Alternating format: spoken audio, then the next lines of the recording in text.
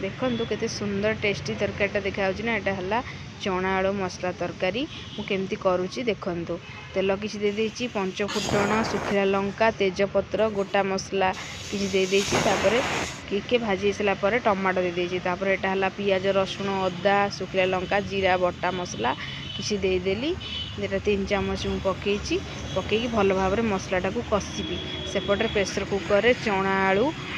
भिजे रखी चनाटा आलू किसी काटिकी जी माने परिमाण मुताबक आलू दे देकी लुण हलदी पकईकी सिझे दूची एटा मसला टिके समय कषि सारापर गोलमरीच गुंड आउ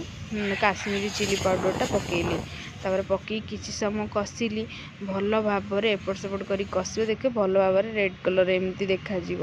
सुंदर भाव मसलाटा भी कषि होपर से जो चना आलू मुझे सिझे रखी सेटा को ताऊपर मु पकेबी देख चना आलूटा सिझिला ना नहीं एबे देखा देखो भल भाव सिझी जाइए चना आलूटा एटा काबुली चना आलू